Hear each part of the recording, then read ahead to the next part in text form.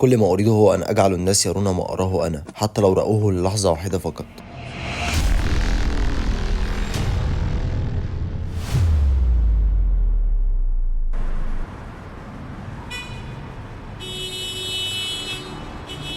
في ناس لما بتزعل تروح تشرب تتخانق تكتب بوست على فيسبوك، لكن فان جوخ لما كان بيزعل كان بيرسم وجعه، بيرسم خوفه، بيرسم الجنون اللي جواه. الناس كانت بتقول عليه مجنون، بس هو كان شايف حاجات محدش فيهم شايفها. بس بعد ما مات الدنيا كلها وقفت تقول ان الراجل ده كان عبقري. الراجل ده عمره ما دور على الشهرة ولا كان عايز الناس تسقف له. في الاول حب يشتغل واعظ في الكنيسه وكان نفسه يساعد الناس، بس الكنيسه قالت له انت مش مناسب. وبعدين قال خلاص انا هشتغل رسام.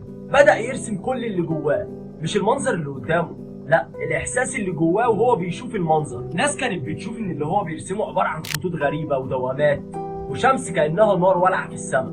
قالوا عليه مجنون، لكن هو كان شايف ان الجنون الحقيقي هو انه يعيش من غير ما يعبر عن اللي جواه. في اخر ايامه لما تعب جدا كان بيخرج يرسم السماء. النجوم عنده ما كانتش عباره عن نقط نور، كانت قلوب بتنور في الضلمه. عشان كده لما رسم ليله النجوم ما كانش بيرسم السماء، هو كان بيرسم روحه. اللوحه دي ما اتباعتش ولا الناس اهتمت بيها في وقتها، بس النهارده هي من اكتر اللوحات اللي اتصورت واتحللت واتحبت في التاريخ.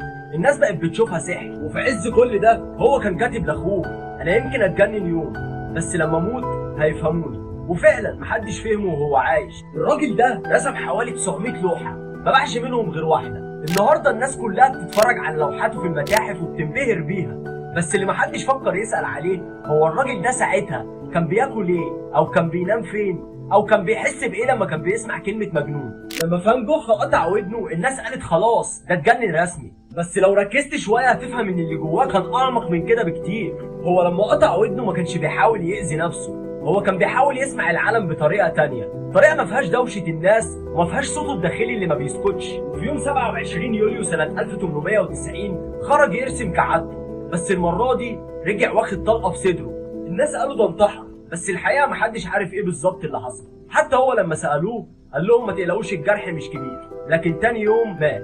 وهو بيموت قال لاخوه ان الحزن هيدوم للابد، والحزن ده النهارده هو اللي خلى العالم كله يشوف الجمال بشكل مختلف. لانه بعد ما مات الناس بدات تفهم لوحاته. الراجل اللي مات وحيد النهارده بقى رمز لانك ممكن تكون مكسور بس تطلع من كسرتك فن، وممكن تكون مجنون بس جنانك يبهر العالم. كل اللي حكيناه كوم واللي جاي كوم تاني، لان اللي حصل بعد ما هو مات كان اكبر من اي لوحه رسمها في حياته. بعد ما مات بشهور قليله اخوه كمان مات، وبعد ما الاتنين ماتوا العالم بدأ يعرف مين هو فان جوخ. بدأوا يكتشفوا اللوحات اللي محدش كان عايزها، وبدأوا يشوفوا ان الجنون اللي جواه عبقرية. وكل ناقد وكل فنان كان بيقول عليه انه كان سابق زمنه، وان الراجل ده اتولد في زمن غلط. امسك بقى نفسك كويس في اللي جاي. تخيل ان اللوحة اللي باعها بأقل من 40 فرنك النهارده تسوى اكتر من 80 مليون دولار. يعني الزمن اتأخر عليه 100 سنة عشان يفهمه، بس هو كان عارف كده وما كانش بيهزر لما كان بيقول لاخوه ان الناس هتفهمني بعد ما اموت. وكان متصالح جدا مع وجعه لدرجه ان هو كان عارف ان اللي بيعمله مش للنهارده، ده للزمن اللي جاي. وعشان كده لما تبص للفن الحديث دلوقتي هتلاقي ان كل فنان بيحاول يقلده بطريقه.